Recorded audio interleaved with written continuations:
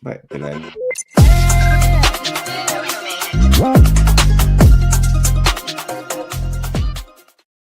We're live, Brandon. I don't know if you know that. Hey, we're a little late. Officially 8 seconds late. Apologies. Hello, everybody. Happy Saturday. First off, Brandon, how are you doing this fine evening? I'm doing well. It's a little chilly up here in New England, but doing well.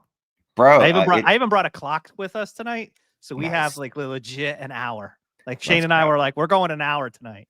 We're gonna keep it tight.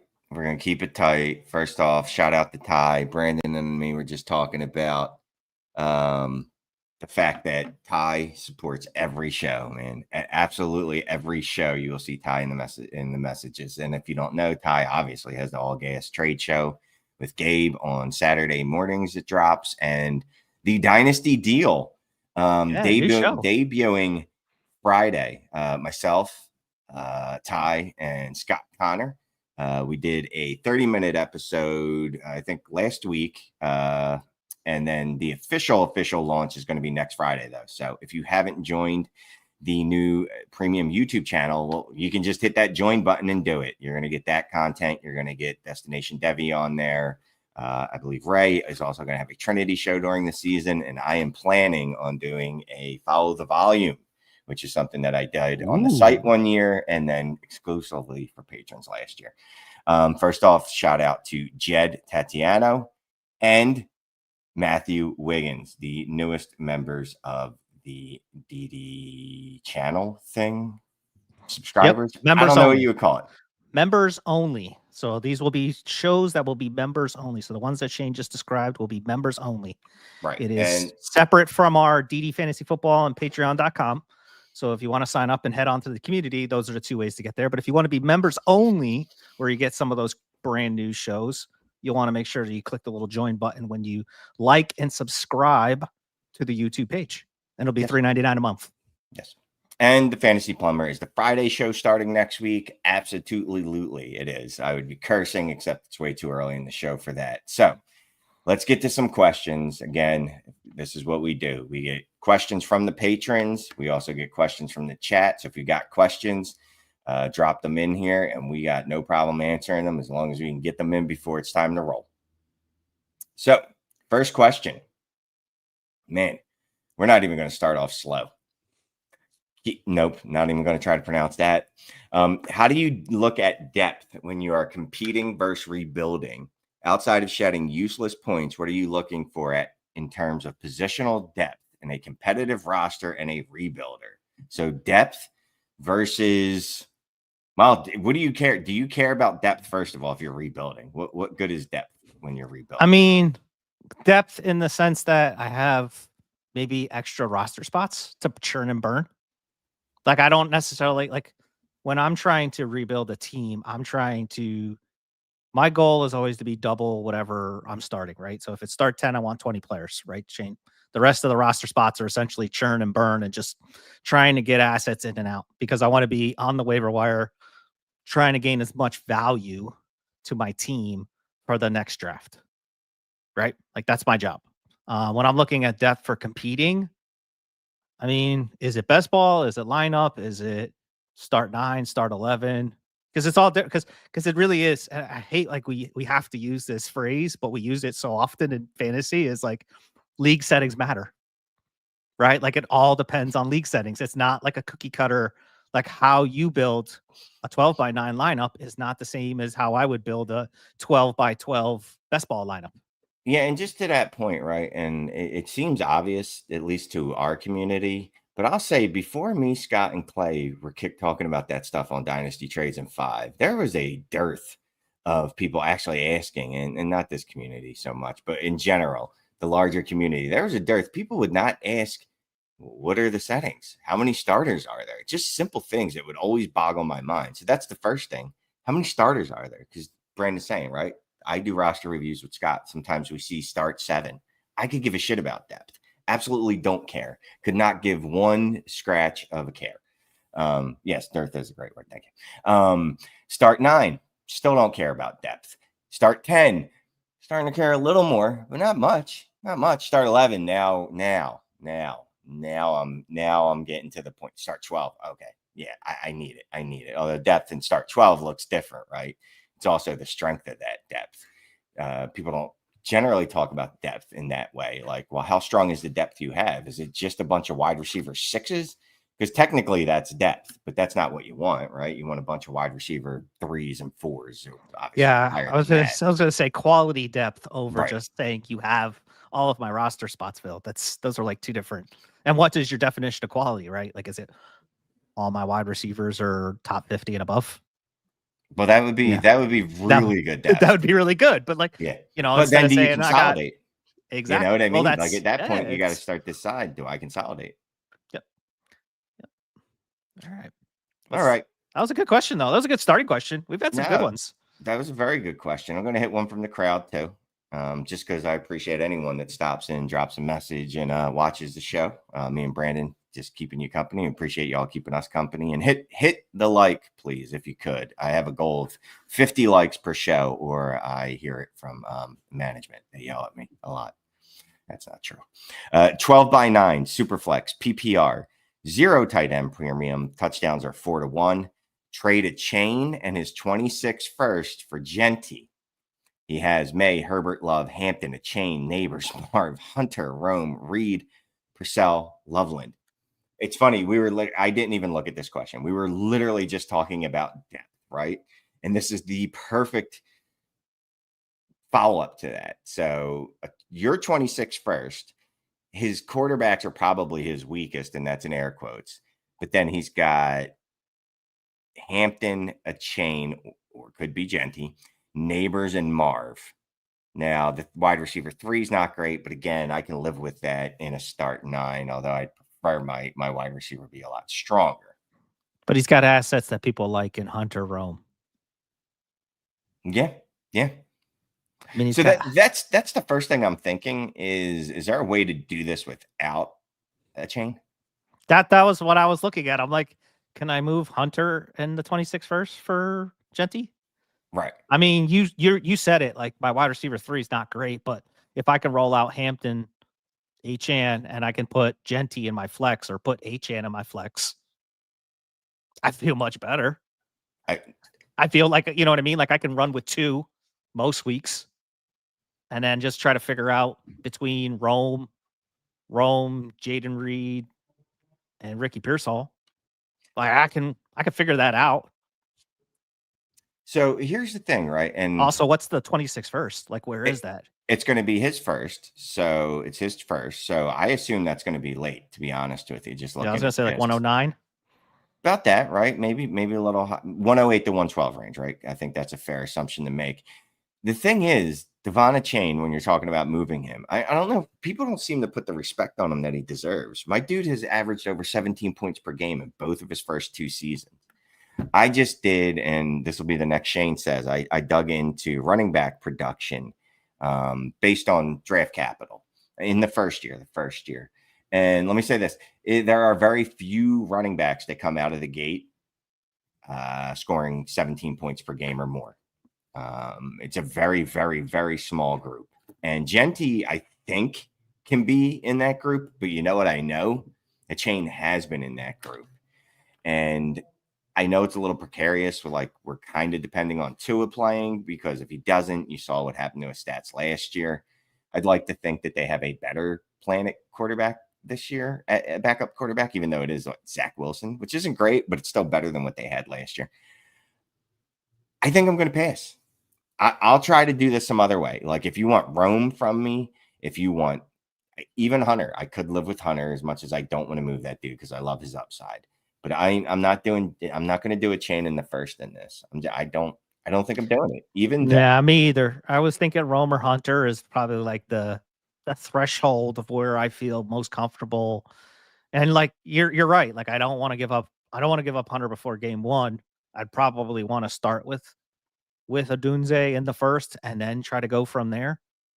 But I also don't know how much back and forth has already went on, and this is kind of where they landed. But even if this is where he landed, then I'm with you, Shane. I'd rather yeah, I'd rather not. if we can find another way to do this, great.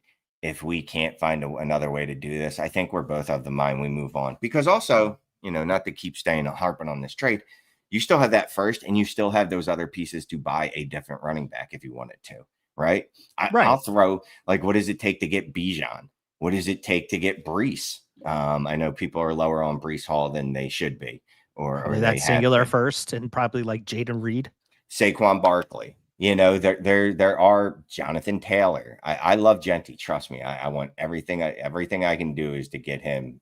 Me and Scott are co-owning a team right now, and we took him in the first round. Heavy war. We'll get to that later. Heavy war leaning, running back war leaning. So I'm saying that I'm holding on to a chain. I'll find some other way to try to get Genty, and if I can't, then I'll try to move on to other running backs that are in that mold. All right, appreciate the question. Next question, Sean Kittle's crew. Sean is the all-star of Saturday Night Questions. Appreciate Sean so much. Kittle Cruz, do you believe changes in a league should be a majority vote, or should the commission have unilateral power to make changes? Community vote. Community vote. I community vote. If you open Pandora's box when you start saying I could make the decisions for 11 other people who are probably paid in your league. You know what I mean? Like, yeah.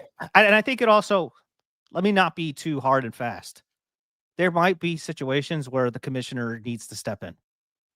Like extreme, absolutely ridiculous, like beyond egregious, but it's 99.9% of the time, community needs to vote. The league. So on the league everything, needs to vote.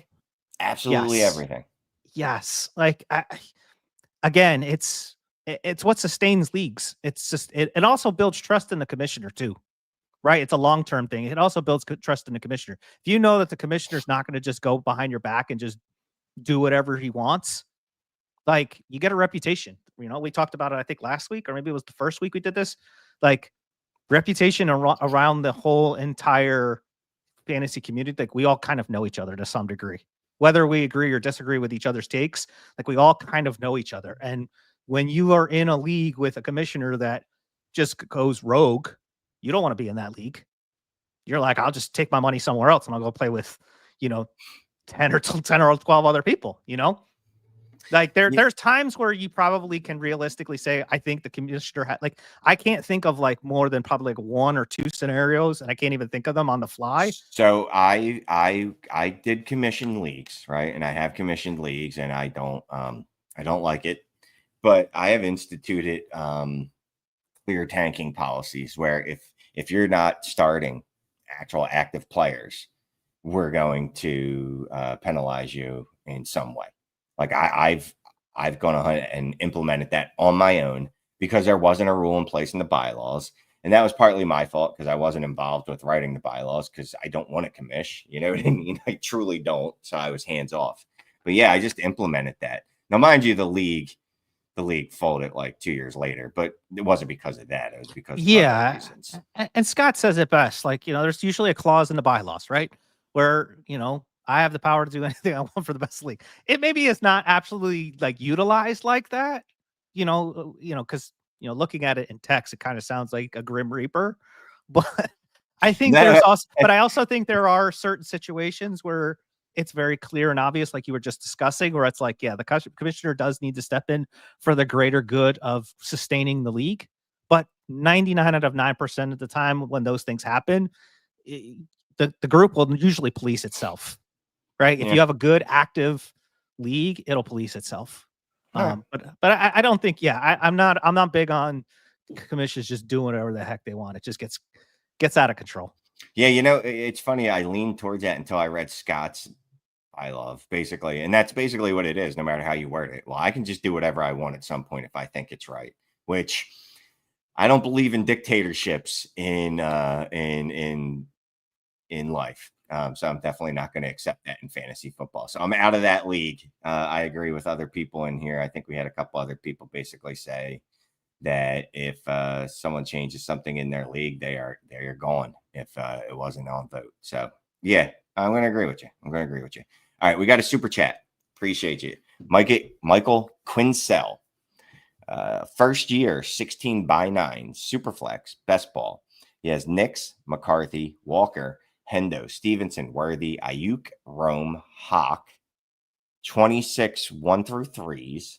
And who should I trade away to get Gibbs / JMO? If you're in here, Michael, are you getting both of them or one of them? Because those are very divergent pieces. Like they are not Yeah, the same. that's.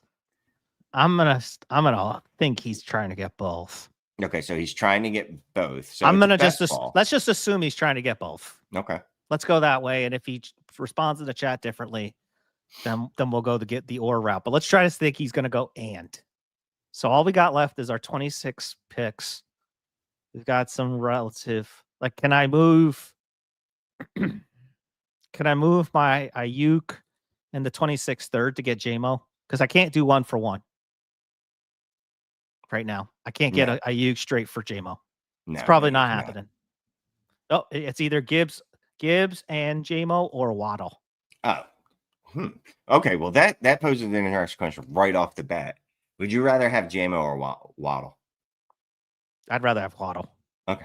All right. I'd rather go Waddle.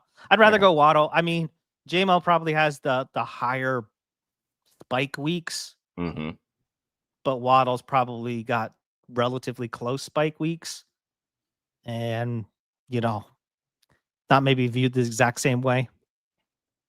It's But to get Gibbs, but it's best ball. It's best ball. Yeah, right? But to get Gibbs, and here's the thing: is I don't know that I really want to trade anything that I have here, unless I can move.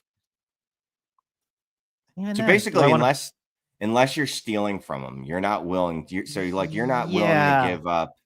Like Shane, okay, would you take Stevenson and a 26 first for Gibbs? Me? No. Yes. Would you take Walker? Would you take Walker and a 26 first for Gibbs? It's funny you mentioned that. Jag actually says. Yeah. So you get Jag's on the same page. It's on the same wavelength. Bring that back up. It's best ball, but it is still start 9. It's still start 9. Yeah. So it's still start 9. So you kind of want studs, but you also kind of. Can I give up Walker? Oh, Scott's listening. He's going to hate this. I don't care. Can I give up K-Dub and Stevenson and get Gibbs and JMO? No. There's no way. I can't see a world where that works. I'll put Ayuk on it. Ayuk. Right, so he put a secondary piece in there. He put a trade offer that's in there. Okay. He wants Stevenson, Henderson, Hawk, a 26 first and second for Gibbs and JMO.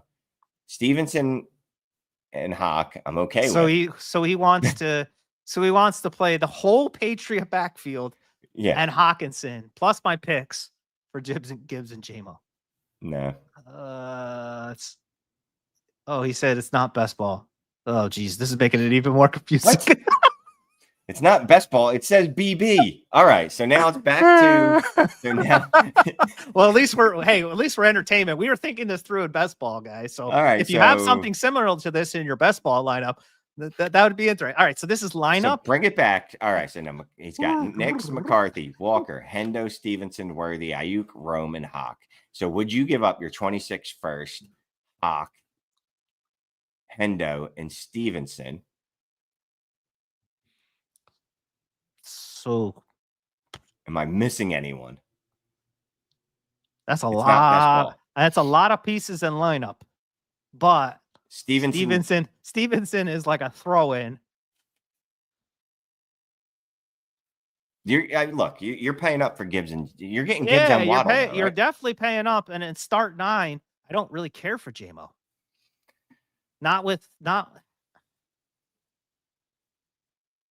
I think I got to hold. And here's the reason why. Can you look at this team right now, if it's lineup, Shane, and tell me that it's a playoff team? And start 9. But it's 16 team. No, I can't. No, I can't. Exactly. So your first round pick could be like the 106 to 108. I don't know that I can do that. No. I don't know that I can do that. Not right now. You're right. Because and it's the Pats running back, Room and Hawk, and a first for Gibbs. Hendo's a first. I'm gonna pass. Even though it's a hammer and Gibbs. The flexibility of potentially having an early pick at 26 in there could be very interesting. And that could be wrong. Hey, the chat could tell us no way. You take Gibbs. That's fine. That's just we're just looking at it. I'm just looking at it from that value. And Michael agrees. He doesn't think he's a playoff team, and I think that's really the deciding factor for me. If I'm making a deal like this is a deal that's got to put me over the top. You know what I mean? Like Gibbs needs to be the final hammer. Right. So we are going to say pass, even if it's not best ball. Even though it might be best We're ball. not sure. But it's probably not best ball. Could be best ball, might be best ball. We're not really sure. We don't know, but we're passing. That's all I know. But I already did this question. We got another. Yeah. Shout out to Graphic 13. What's up, dude? Just wanted to say hi and shout out to Dynasty Daddy. Yeah, make sure you sign up for that for his stuff. Jeremy's a good dude. He's got a lot of cool tools. So this is a question I really liked. Not that I don't like all of them. I hate when I say that because it's clearly a backhanded compliment to the other ones.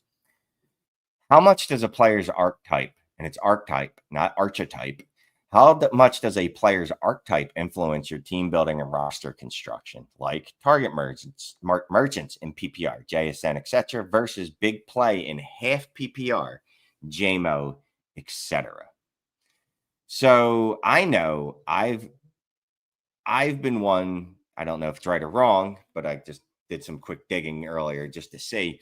I'd always be like, well, JSN in a half PPR, I don't want him. Just for example, I don't want any slot wide receiver where all they are is just a target hog, right? Like that's where they build their production is just a shit ton of targets, shit ton of receptions.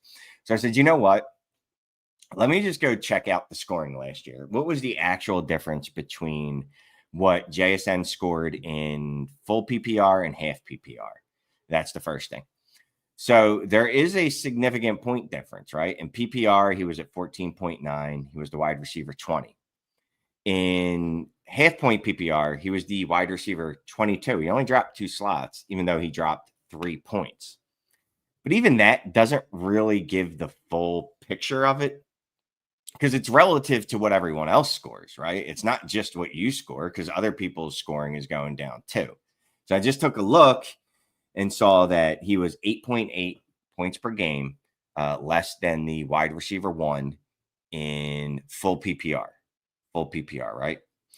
In half PPR, he was 8.1 points per game less than the wide receiver 1. So he's actually closer. It's still a significant gap, but he was actually closer in half PPR than he was in full PPR, which would not be what I expected when I was looking at it, to be quite honest with you. I think I do, in general, tend to shoot for guys like, and it's funny, I didn't like him, but guys like JMO, right? Where that upside is, well, sure, he could give me a donut, but he could give me a 30-point week, over guys generally like JSN, who, again, I don't know if I consider him a target merchant or a slot merchant, although he did lead the league in slot routes last year. But he is a guy that, like, it feels like most of his work is just built off of receptions or his fantasy value. And I don't expect huge spike weeks from him, right? And if you look at what he did last year, 37-point game, a 21-point game, 19-point game, 18-point game, 24-point game. So he actually did have pretty good spike weeks, even though he then gave you just consistent 11s to 14s. So all this to say, I think we need to actually look into and determine if the scoring actually affects things the way we think it's going to affect them. Because, again, looking at JSN, I would have assumed in half PPR, he would have been significantly worse than he was relative to the wide receiver 1 than full PPR. And JMO, I did the same thing. I looked him up. Big play guy, right? Didn't really make that much of a difference. In PPR, he's at 14.1. Half point PPR, he's 12.2. Now, he did have the spike weeks, so he doesn't need to rely on targets. Or he doesn't rely on, receptions as much as JSN does for his production. But I got to be honest with you. I think we kind of overstate half PPR versus full PPR. it's not like standard to half PPR or standard is what used to be called standard, nothing to full point PPR. That's obviously completely different. It's not like 0 PPC to 0.15 PPC. That's very different. So to me, I think you need to look at it and understand that those don't really affect it as much as we think they do. Yeah. No, I'm just kidding. I was I was actually looking while you were giving your answer. I was actually looking at the Trinity Tracker, which is a tool that we have at ddfantasyfootball.com. Use use the promo code down in the description, get yourself 50% off so you can see exactly what I'm talking about.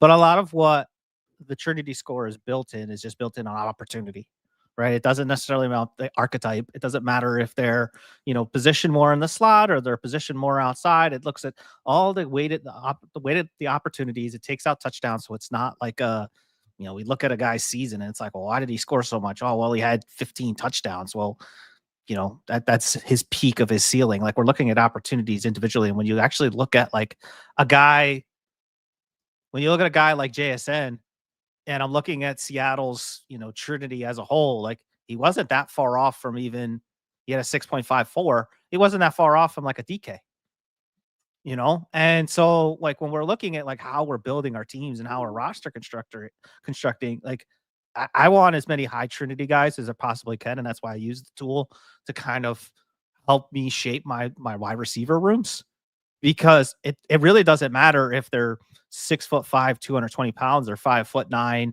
180. It's, can they score fantasy points? Like, that's what we're trying to do, is scoring fantasy points consistently week in, week out. Lineup, it's a little bit different than best ball, because in lineup, I can just find a bunch of guys that, I can find a bunch of JMO types, right? Where, all I need is a couple of them to fire on a couple large plays and we're good.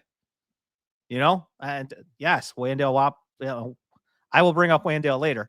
But one of the things, but like, if you have a Wandale, a JMO, I'm trying to think, a Darnell Mooney, trying to think of a few others that are like in that similar, Rashid Shaheed. I know those are guys that, I'm looking at our sheet, but we may be hinting at a different question, but we're looking at, like, if you have a best ball room of those guys, you're actually in a much better shape than you would be in a lineup league. You know what I mean? You don't want those guys, because then you're trying to figure these guys out. Like, you need the volume in order to have, the opportunities. And that's really what the Trinity Tracker kind of helps me with, is really identifying which ones I want to build around. So, do the archetypes influence it? They do, to a degree, right? Because it may give them opportunity to start, but at some point, the guy's got to score fantasy points. Yep. And then Josh McAtee, one of the smartest dudes I know. Legit smart dude. And also a member of the Premium YT channel, my dude. PPR versus half PPR matters more for the back end wide receivers that have low target volume. And then Josh also mentions, just keep putting them up there, you still need target volume to get the touchdowns. Yep. You still got to have the ball thrown to you. You can have the best routes run, and if the ball ain't coming to you, I was watching 7th Ave in Brooklyn. They had Devonta Smith on with Carmelo Anthony, and he was talking about, he's ran some really great routes, and Jalen just never saw him. And those don't count. Like, no. They don't, like, those are great routes, but they don't count for anything. Guess what? If you don't it's still going to continue. It's going to continue. Sorry, it's still going to continue. But, like, you have a guy like Devonta Smith where he's valuable on your squad, but you don't want a ton of those guys that are behind, a wide receiver alpha like AJ Brown. You don't want to build a whole wide receiver room of those guys, because they're going to be low target earners. Yep. All right. Raymond Lynch, 12 by 11, Superflex, PPR, 1.5 tight end premium. So it might as well not even exist. Lamar and Burrow, CD, London, Higgins, Flowers, Tyreek, Godwin, Bijan, Trevion, and Njoku, Kincaid, Jonnu. Trade Flowers and a 26 and 27 first for JJ. How else can I consolidate? You guys rock. Appreciate that. First of all, it's 12 by 11. It seems like depth is the theme tonight.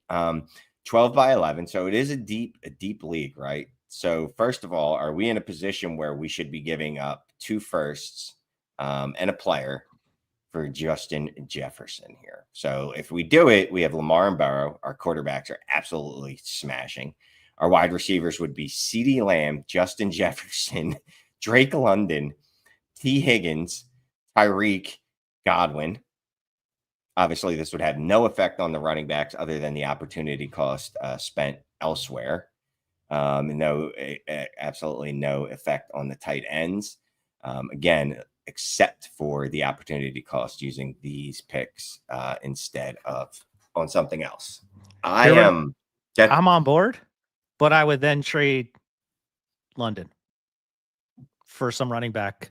If I would take some running, I would try to go get another running back because I can run CD and Jets with Higgins in that stack with Burrow, and that's my 3 wide receivers.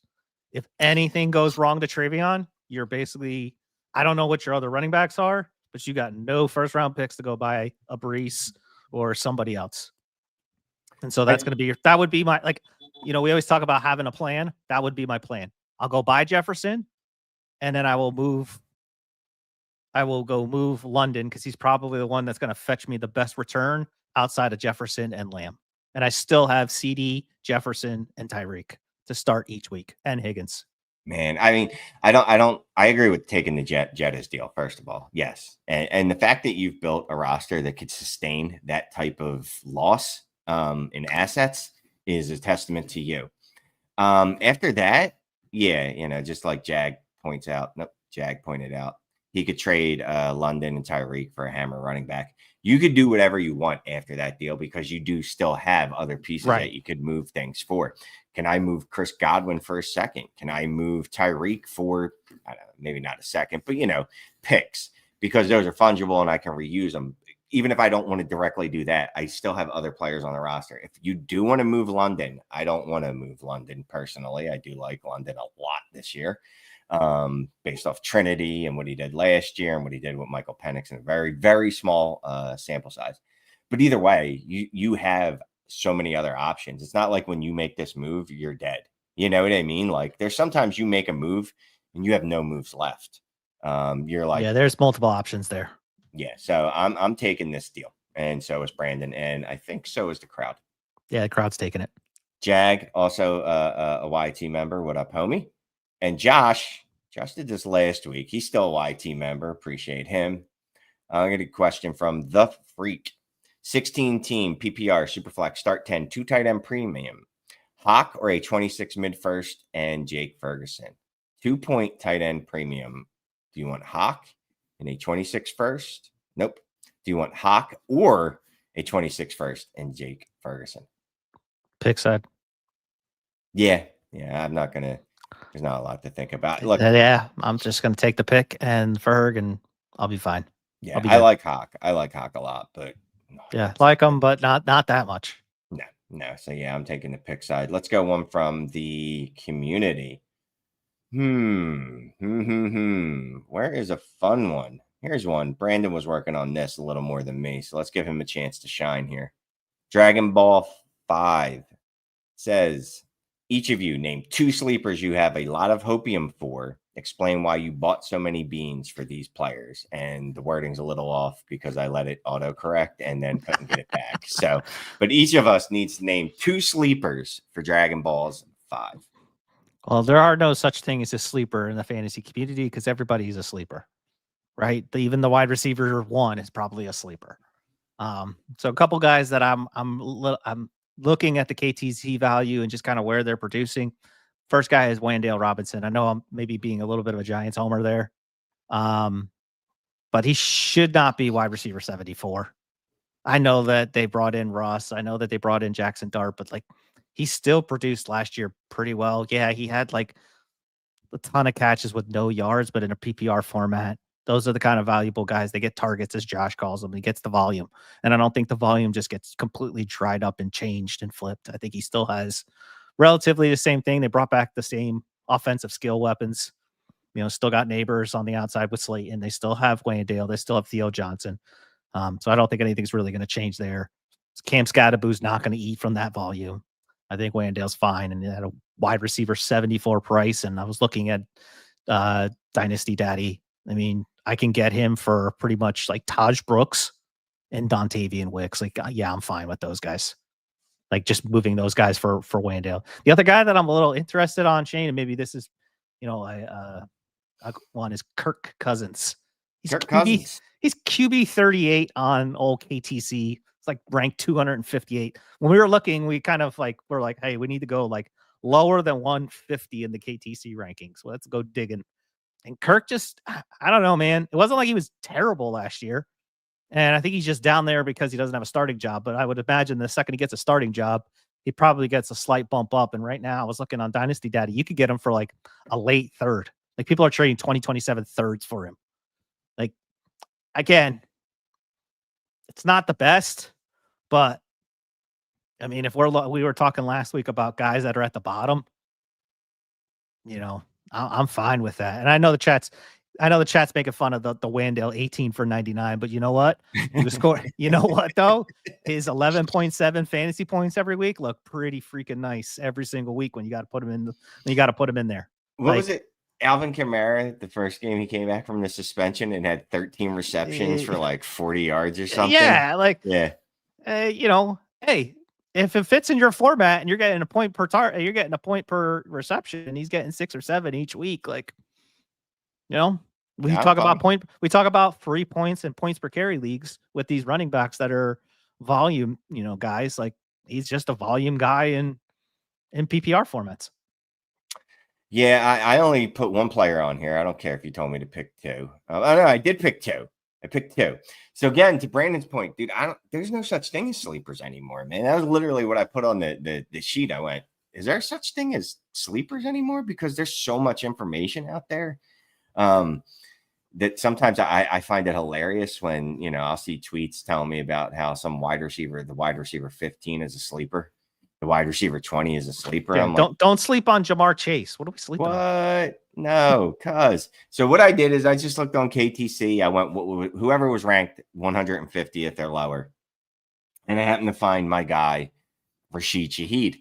Now, I know he is coming off an absolute brutal injury that I'm not even sure exactly what it was, to be quite honest with you. He was practicing 1 week. Next thing you know, he was done for the year. So there is that to take into account. Absolutely. But I know you can get this dude super cheap, and I'm sure Brandon can find him on Dynasty Daddy, some deals. So just want to go through some stats, right? So every year of his career, his fantasy points have gone up, 8.4, 10.4 to 13.6 last year. He increased his target share from 17.5 in 23 to 24.6 last year. He had a targets per route run of 25.5, 23rd in the league. He had a 2.17 yards per route run, 23rd in the league. I think the dude is at least no worse than wide receiver 3, right? KTC has him as the wide receiver 62 right now. That is absurdity to me. And I think you could get him cheap. I don't know. What do you think, Brandon? You think we could get him cheap? I'm looking at Dynasty Daddy today. Devonta Smith in the 109 or Rashid Shaheed in the 105. Okay. No, yeah, I'm taking Devonta there. 12 by 10, 2 quarterback, 0.75 TEP. Rashid Shaheed in a 26 second or Geno Smith? Shaheed. Okay. Jaden Blue or Rashid Shaheed? I didn't know he had that much. So again, I'm just going to go back to this. There's a lot of hopium. You want to talk about hopium on these rookie running backs, bro. And I don't mean to keep plugging myself, but watch the next Shane Says, man. I'm going to dig into this. You're going to be, it's a sobering, very sobering. So no, not Jaden Blue. Yeah. Like if you can sell, if you could get off of anyone, like, would you do Kyle Williams for Rashid Shaheed? / do you need to? Kyle Williams was the 38th player drafted overall, or is that Higgins? Who am I getting? I get their draft capital mixed up. That was Higgins. Okay. That was Higgins. Kyle Williams, 3rd round pick. Not top 50. I'll just hold on to Shaheed. Okay. There's some things I believe that Scott talks about, especially when I went and verified them myself. But I would give that Kyle Williams to go get that Shaheed. Yeah. Because I've seen Shaheed produce in the league, and that's an indicator of future success is that you've done it in the league before. And I like Kyle Williams. I'm I'm good. I'm trying to think of like rookie wideouts that are past the Matthew Golden. Average Joe Mixon disagrees. He says easily. I mean, Kyle hey, Williams. I'm sure the chat's going to be. I'm sure the comments might have it have it against us. But I mean, like you said, we've seen the league do it. Yeah, I mean, I saw a comment. Somebody said, if Carr was there, yeah, I'd feel a little better. But what about Rattler and Shuck doesn't say that they're not going to throw it downfield? I mean, you are the resident Eagle fan. Your offensive coordinator is now the head coach. Do you not think that they're going to push the ball downfield a little bit? It's so hard to say only because Jalen's number one skill is the deep ball. Like, of all the things he does some things not so well. But deep ball, man, just there's something about it. He throws a beautiful deep ball, and he has the confidence to just let it go, which is a skill in and of itself. Some quarterbacks are just not built like that. I don't know, man. It's hard to tell. It's hard to tell because Jalen's such a unique quarterback. You know what I mean? It's hard to see what he's going to do with Shuck. I like Shuck a lot. The dude's got a good arm, so I think they'll air it out personally. Yeah. I mean, that's just what you got to tell yourself when you're trying to look through those later darts. Trey Harris, you're looking at Kyle Williams, you're looking at, Jalen Noel, all those guys that are late 2, early 3. That was me sucking air because Noel getting drafted where he did, and it stinks. Yeah. Anyway, super chat. Chase Punko, what's up, my friend? Appreciate the super chat. Appreciate you watching. He traded CJ Stroud and Worthy for London and a 27 first. How are we feeling about that? We don't know any of the details of the league. Let's just assume 12 by 10. Now, you know what? Let's assume 12 by 9 because most of the people that watch our shows. Oh, yeah. I mean, I was even thinking it might be one quarterback because I'm like, we're like 27 first and Worthy, London, and CJ Stroud maybe on the same. But I mean, I probably would want to keep, if this is not one quarterback, if this is super flex, I would have wanted CJ Stroud and Worthy. I don't, unless you can guarantee me that 27 first is the 101 and you are stripping this thing down. Like, we did that what if mock draft. Like, yes. If this is like what if scenarios, like what if you have absolutely like this is your only 2 assets to start with, like that's the only way I'm moving CJ Stroud is if I know that 27 first is the 101 in 27. And even then I don't feel great about it. So CJ Stroud is a player that I would like to buy this summer. Yeah. It is summer now, right? Yeah, absolutely. I would like to buy him. For some people, it feels like summer. For some people, it's not. But yeah. It's hot girl summer. Wait, no, that was like 4 years ago. I think I like the Worthy and Stroud side. I do. Yeah, and I mean, I think you could probably trade Worthy for that 27 first regardless. Yeah, it is. I'll say this though. If I have an abundance, let's just work from this. Let's work from this angle, right? He has an abundance of QBs. And to me, 3 starting QBs is an abundance. And I actually did this in the league today. I think I would do it in that situation. I have 3 starting quarterbacks. I want to move one of them. You got Jaden. You hit the lottery last year, got Jaden. Let's just say I had. And you got Burrow. And you got Stroud. Dak, May, and Kyler Murray. And I ended up moving Kyler Murray and who's the wide receiver I moved? I can't remember right now for JSN and Bryce Young. There was another wide receiver on my side. I can't remember who right now, but something like that. I mean, the chat clearly does not like CJ Stroud. So yeah, I gotta be honest with you. The more I think about this, why am I on CJ Stroud's side? I don't like CJ Stroud. I didn't like CJ Stroud when the community liked him when they had him as the QB too, because he's not a mobile quarterback. But even if we look at the totality of the deal, right? Now, let's not play the 1-for-1 game because there was also London. London was also like you're also trading Worthy and you're getting back London and the 27 first. London in the first. Like London is over. Like you would take London over Worthy, and you probably need a little bit of something. Correct? Like it's London for Worthy plus at this point. Still, it's not a big plus, but there's a plus.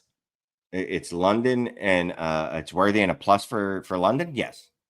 So then, So then it's not really even fully the 27 first for CJ Stroud. It's like CJ Stroud or like again, I feel like even though I hate making moves for like that, I don't think that CJ Stroud is that depressed in value unless I I think am he is. unless I am like, Yeah. unless he's already hit Bryce Young prices from like last preseason. Like Yeah. not even in season. I'm talking like last off season. Bryce was like right on the solo first line and he had to prove himself to stay there. He's low. I mean, look at the chat. The chat's just telling you, and I mean, that's a yeah, general cross section of the community. It's like we CJ have hit. Stroud is Well, ass. I mean, Drake London apparently has wide receiver 1 overall upside. We're Dude, doing this again. Drake, We are look, doing this again. Drake London took a huge leap last year, man. My dude And- went from like wide receiver 40 to like wide receiver. What was he? He was in the top 15, obviously, or not but we're gonna do obviously. this again. But we're gonna do this again Why with wouldn't Drake we? London. Dude, he did what he was. So here's the thing, right? You were talking about Trinity earlier. Trinity He told you did. to trust Drake London. It did. Yes, His it did. 2023 Trinity said he is better than what the numbers he's putting up in fantasy. It is not a him problem. It is a quarterback problem. And guess what they did last year? There you go. He was actually the wide receiver. Well, he was wide receiver 13 in points per game. That's what I go by, average Joe Mixon. So he was the wide receiver 13 in points per game with Kirk Cousins starting a good bit of those and not being good, and then Michael Penix for some of those. So London did what he was supposed to do. And then you know what? His Trinity from 2024, also elite. So typically it means, well, probably a good chance that he's going to be good next year as well. I'm not saying that he's not good. Like people need to like pump the brake. I'm not saying he's. I don't want to get into that. In May 31st, we're going Drake London, wide receiver 1 overall. Like that. I'm not there yet. I can't get there Are you a yet. Jag? Are you a Jag? If London is the overall No, wide I'm not receiver doing that on 1, live. I'll eat No, somebody stuff. needs. No, that needs to be. That's a pay-per-view right there. Yeah. But I'm just not. I'm not going into the top wide receiver. Does he have potential? Sure. So does like 7 other wide receivers. All right. Listen, I'm just not going there. We got to move on. Crowd. Yeah, we got to move on. The crowd I'll say is this. already going nuts. Sometimes crowd, it's good to yell at people, right? This is why we yell at our kids, because they learn better when you yell at them and instill fear. And when the crowd yelled at me about taking the CJ Stroud side, it did make me reconsider. And I went, you know what? You're right. I should be taking. This is all on tape too. So in 6 months, when he's the wide receiver 1 overall, I'll be able to look back and be like, well, I'm an idiot. And we'll be watching Jag do some disgusting. And we will be watching Jag on and the YouTube members only doing, inappropriate things. All right. Trevor Porter, what's up, brother? Thank you for the super chat. He sent Trey Harris, Golden, Kyle Williams, his 26 and 28 first for Neighbors in a Superflex 10. I'm sorry. 10-team Superflex start 9, half-point PPR, no tight end premium. He has Mahomes, Goff, CMC, Hall, JJ, Puka, G-Dub, Neighbors now. He gave up Trey Harris, Matthew Golden, Kai Williams, his 26 and 28 first. Now, and can I just say this, and I don't know if it's true. I'm going to assume that he purposely did not give up his 27 first because he did not want to have, okay, and this gives more context to it. Trevor still have 126 first and 527 firsts. And how did that guy not say, I want one of those 27 first? Look, are we playing the NBA here where it's like pick swaps? I'll say this. Trevor clearly is running laps around the people in this league because he had, I don't know, something in the neighborhood of, he still has 6 firsts left and he just traded 2. And he just traded 1 player that he used a first on. First of all, let's get this out of the way. Yes, I'm absolutely. You traded 3 later. You traded 2 later round pieces, and Matthew Golden, who's depending on where he's drafted, is probably late first. I mean, it's fine. Yeah, it's fine value wise. You go get the hammer. You're absolutely loaded. Good grief. I love Trey Harris. He's a dude I want on all my rosters. I like Kyle Williams. And, I've come around on Matthew Golden, but absolutely, I would trade every one of those players times 3 to get Neighbors in a 10-by-9, especially considering the capital that you have. That's the important thing, right? In a lot of leagues like this, you'll see people accrue a ton of rookie picks because they can't trade them after they get them. But this league, they let you. You have so many picks that you have too many picks, and someone bailed you out and said, I'll take a couple of those picks and give me, all these other players. So, dude, excellent job. I mean, there's not a lot of thought that goes into this. You kicked ass. That was a great trade. Good for you. Yeah, I like that deal. And he still got to keep 2027 first. Like, that league's not reading the room. No. All right. We had a Twitter question at Fantasy Stud 1112. You remember Room 112? Anyway, how are we feeling about Breece Hall and Devon Chain? Talked about a chain a little bit earlier. Who would you guys rather have for the next 3 years? Brandon, are you even thinking about 3 years from now when you are choosing fantasy players, any fantasy players, really? Outside of quarterback, maybe. 3 years from now, I'm throwing darts over my shoulder and hoping one of them is still in the league. Yeah. But, I mean, they probably both will. Let's bring it back down to reality. 3 years. All right, let's put some parameters around this. We're going to assume the coaching regime stay in place, right? Because that's kind of Mike McDaniels. Mike McDaniels is on his way out. Yeah, I mean, because that does factor into this, right? Because Breece is getting a new set of offensive coaches, and if Achane is going to assume, if he has to change, I mean, I'm going to stay with Achane, but I don't feel good about it. Really? Okay. Because I mean, what don't we like about Breece? Other than he's never. Well, that's not true. He was running back 6. You know what do you think he scored last year, Breece Hall? Points per game? Points per game. Probably like 14.6. Pretty close. 15.1. All right, that was close. So the running back 17 in points per game, right? Which is obviously not what we expected coming off the running back 6 season, right? But the way people talk about him, it's like he was the running back 38. They really do. For me, I'm still taking a chain, right? But I've been a day one on a chain. I mean, that's just he's been my guy. And look, sometimes when Scott's not around, I show biases towards players that I like because I'm okay with that sometimes. And a chain's one of those dudes. I will say this, and someone else brought it up in the chat.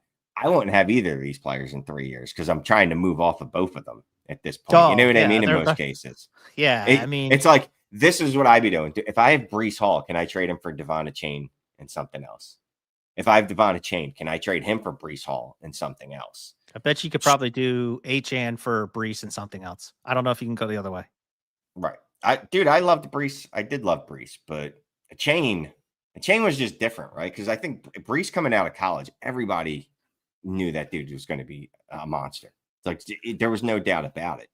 A chain, there was concerns. I just looked at my rookie rankings from 2023, April 2023. I had a chain at like 202, which was a little higher than consensus at the time, I believe. It was before the draft, or it was right after the draft. And one of the things I wrote up was like, this dude in the Miami offense is going to be a monster. So I don't understand why I didn't have him higher because my verbiage was much higher on him. But anyway, I think I want Devon Chain. Gun to head, I got to pick someone. I can't. I was going to make up a word. I can't not pick one. I'm just going to go take a chain. Yeah, I think the chat's pretty much on the same way. All right, we're taking a chain. Yeah, Josh, when Scott's not around, Shane talks about his player kinks. Look, and Dustin Bennett said the same thing when Scott's not around. Look, Scott runs a hardship. It's process over. I'm just here for the entertainment. I'm literally here for the entertainment of the chat. Brandon, and occasionally, if there's a really good player take in there or a good thought, it gets pulled out. But most times, I'm here for the entertainment of the chat. Brandon doesn't yell at me when I say that I like specific players. Let me go back. We had one that just started when the show just started. Robert Monopoly, probably not how you pronounce that. Monopoly. I was better Not off that with way, I'll Monopoly. tell you that much. Better off on Monopoly. You're better off with Monopoly, and at least you're like 95% close. Do I trade Stroud for Mahomes? My other QBs are Dak and T-Law. Absolutely. Freaking The whole chat will tell you to take it. Get at it. Yeah. We're not. Abso-effing-lutely, and I'm trying not to say the F bombs, bro. But We've been pretty clean today. Yeah, we've been pretty clean. Yeah. I think So only like 2 sexual references by you. Yeah, well, that's not bad. That's pretty good. That's like gaining strokes on the course. There's a sexual reference. Mahomes. And I was on the train of this dude's no longer elite last year through like the first 6 games of last year. There was an 18-game stretch going back to the previous season, maybe a little longer that, where he was just average. And by average, I mean like a bottom QB1 range, right? Not special. After that, though, my dude absolutely smashed, as if he knew the fantasy community said, get out on this dude. He absolutely crushed it after that. I just think about next year with Rashee Rice, not a newly formed, but like the improved version of Xavier Worthy that we saw at the end of the year. I know Jalen Royals is just a rookie, but he's just another weapon in that offense. I think Pat Mahomes is probably going to have a really great year. I would say too, because what is the running game? They didn't change anything really in it. There's Kareem Hunt. There is Rashad. Brashard Smith's the only like new wrinkle to an already plodding rushing offense. Still have Carson Steele. Oh, Lewis Z Remit. Their running game, they did absolutely nothing. So no, it'll be interesting. It'll just be interesting to see if they go a little bit more early day Mahomes, where it's the rushing game only gets 15, 18 attempts, and Pat's back there dropping back 32, 36 times. Yeah, absolutely not.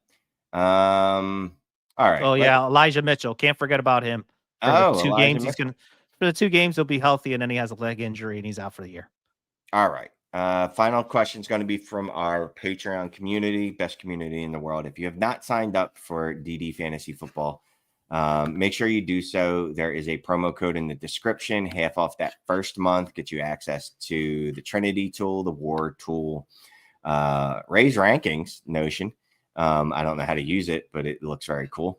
But that's a me problem, trust me. More importantly, access to the Discord community, which is the sharpest people talking about fantasy football all day, whether that's writing. There was literally a voice chat going on today on Saturday for darn near 5 hours. Yeah, I saw that. That just people are in the Heisman all day, constantly talking about fantasy football. It is it's a great community. It's just this. Anyway, so Lou says, one of 2, 10 teams start 10 PPR, no tight end premium, 6-point passing touchdown. I won the league last year, and I feel I need to do some retooling. I am unable to secure any deals to move my players. Okay. And the other part's not there. And the next part, my team consists of Daniels, Murray, Penix, Echane, Gibbs, Amon-Ra St. Brown, McLaurin, Michael Evans, Thielen, Mark Andrews, Tyrone Tracy, Juno Smith, all my 26 and 27 picks, and thoughts on some moves. So it's a 10 by 10. Your quarterbacks are Daniel Murray. Your running backs are Gibbs and Echane. What's that guy's name? Amon-Ra St. Brown. And Terry McLaurin. That's 6. Andrews or Jonnu, pick one. Yeah, I don't care. Jonnu, because I'm playing ceiling. I mean, I'm assuming you're trying to win, so you're gonna maybe can I use some of those? Like, can I use my 26 second to go get like Devontae Adams? Ooh. Can I just stay in the crust? Can I just stay in the vets? Right. Hey, the only thing is, let's see, would I start? Yeah, because I still have room for a couple more starters, right? Flex. So I could still start Devontae Adams and Mike Evans and McLaurin, right? That gives me 8 starters, 9 with Andrews, and still 1 to flex. Yeah, I'm fine with a deal like that. I'm also fine taking a shot on someone. Just call him Sun God, yeah, because I'm really butchering Amon-Ra's name tonight. It's awful. Cooper Kupp, someone like that. You know what I mean? Like a low risk move.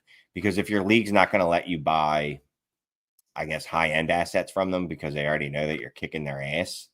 Can I get some of the players that we were talking about earlier? No. Right? What's the cost for James Conner? What's the cost for Aaron Jones? What's the cost for I'm trying to think. I saw that someone said trade one of the QBs for Geno, but he's already got Penix. So I think QB wise, you're almost set. I mean, this is one of those leagues where can I just Joe trade? Mixon of all people, Joe Mixon, like where are the guys, like where can you reinforce your running back and wide receivers without giving up the 26 or 27 first?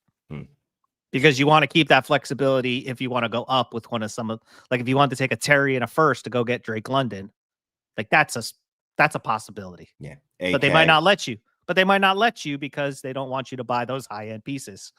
So that's why, like, I'm trying to figure what are some options in like the 26 second, 26 third range where I could, backfill. They don't necessarily need to start week in, week out. Yeah, and Alvin Kamara. Like, where are guys that I can start? They don't necessarily have to start week in, week out because I got Achane and Gibbs, but on a bye week, I feel good with Achane and Kamara. Gibbs and Kamara. I agree. There's really not much to add to that. So, Brandon, it is now. We got to the hour mark. We got to the hour. Appreciate everyone checking in with us tonight. Appreciate the super chats. Appreciate all the support. And next week, no mailbag, probably, maybe. I don't know. We'll see. Brandon. There won't be me. There won't be Brandon. For some people in the chat, it'll be a breath of fresh air, But for maybe Scott maybe we can get Scott to come in and sit next to you for the mailbag episode or somebody else. I never talked to Scott. But no, I'm away at a work conference next week, so I'm not here on Saturday night. But make sure you tap into the Dynasty Deal Show Friday night. Yep. It's the premiere episode. Ty, Shane, Scott, your trades. Just make sure you sign up. $3.99 a month. Go hit the click to join button when you subscribe to the channel, DDFFB. And make sure you tune in for Shane Says next week. I heard it's a really good one. Appreciate y'all. Have a good one. Peace.